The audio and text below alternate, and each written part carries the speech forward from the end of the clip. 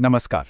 आज के इस विश्लेषण में हम एक ऐसी दिलचस्प यात्रा पर निकलने वाले हैं जहां हम अपनी पृथ्वी की विविध स्थलाकृतियों यानी टोपोग्राफी के उद्गम को समझेंगे। क्या आपने कभी सोचा है कि हमारे आसपास की ये अलग-अलग भौगोलिक संरचनाएं आखिर बनी कैसे और इनका हमारी मानव सभ्यता पर क्या असर पड़ता है? चलिए जानते हैं।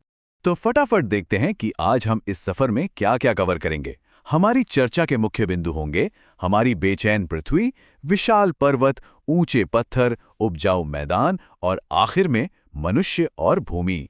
हम शुरुआत करेंगे उन विशाल ताकतों से जो लगातार इस दुनिया को आकार दे रही हैं।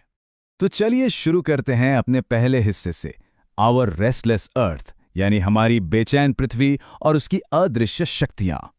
सफर की शुरुआत एक बहुत ही आम भ्रम को तोड़ने से करते हैं। क्या हमारे पैरों के नीचे की जमीन सच में रुकी हुई है? बिल्कुल नहीं।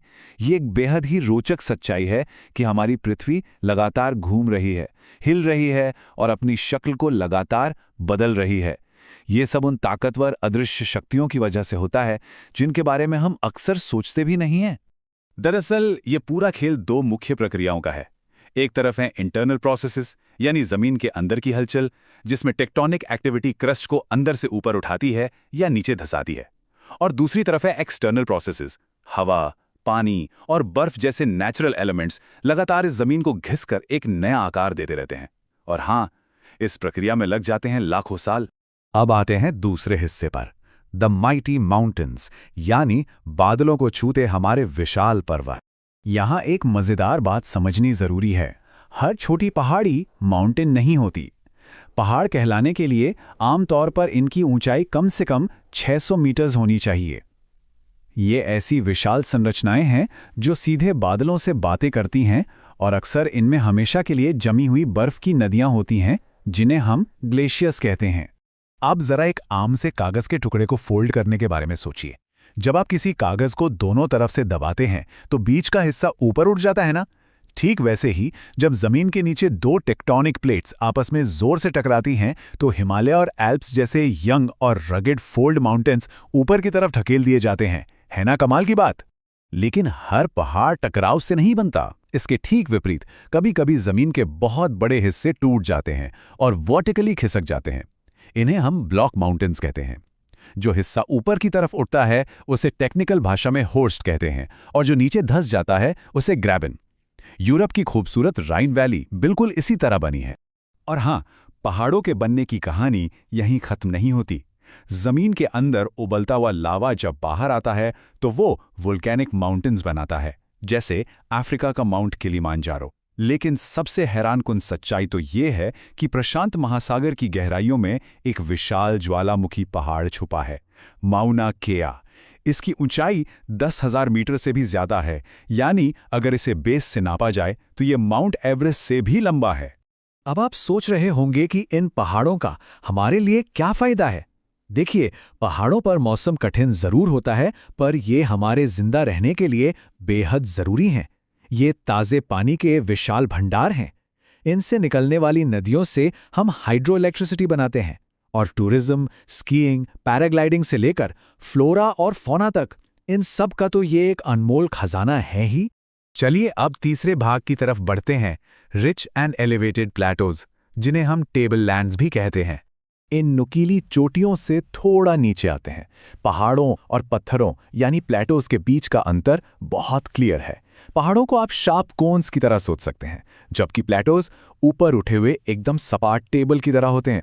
सोचिए, एक विशाल मैदान जो हवा में उठा हुआ हो। इसका सबसे बेहतरीन उदाहरण तिब्बत का पठार है, जो करीब 6,000 मीटर्स की ऊंचाई पर स्थित एक फ्लैट सपाट मैदान है। इन प्लेटोज की एक और खासियत होती है।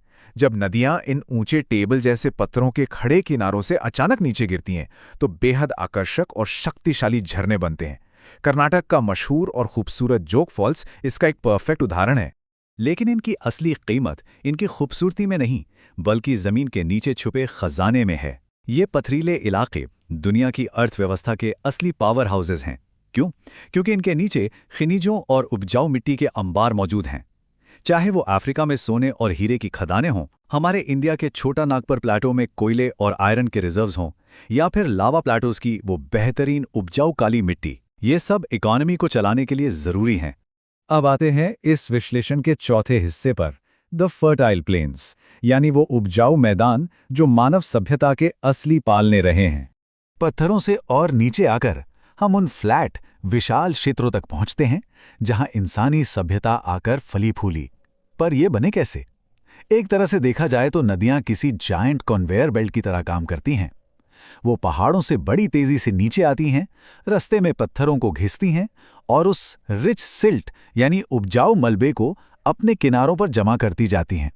सदियों तक लगातार चलने वाले इस प्राकृतिक चक्र से ही इन विशाल और उपजाऊ मैदानों का निर्माण होता है।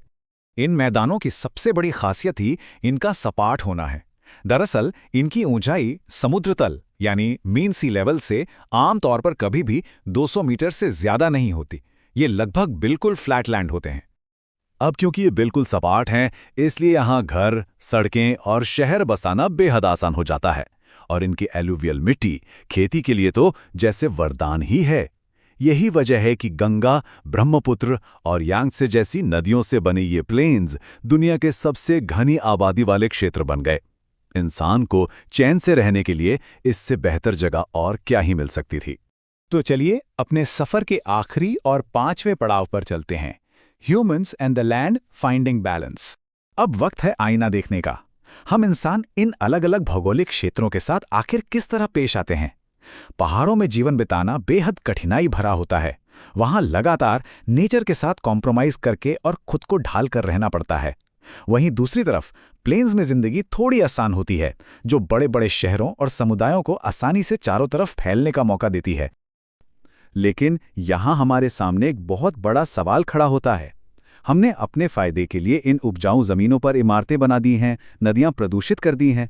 अगर हमें एक स्वस्थ जीवन चाहिए तो अपने आसपास की इस खूबसूरत दुनिया को बचाना ही होगा। हमें वेस्टफुल लैंड यूज रोकना होगा और पॉल्यूशन को घटाना होगा। स्वच्छ भारत मिशन जैसी पहल हमें यही याद दिलाती हैं कि हमारा एनवायरनमेंट प्रिस्टीन और साफ रहना चाहिए। इस विश्लेषण को खत्म करने से पहले मैं आपके सामने एक गहरा सवाल छोड़कर जाना चाहता हूं। आज हमारी ज़रूरतें बहुत हैं, पर क्या हम इन इमीडिएट ज़रूरतों और इस धरती को आने वाली पीढ़ियों के लिए बचा कर रखने की अपनी जिम्मेदारी के बीच एक बैलेंस बना पा रहे हैं? क्या हम सच में इस बेचैन और खुले दिल वाली धरती के अच्छे केयरटेकर्स हैं?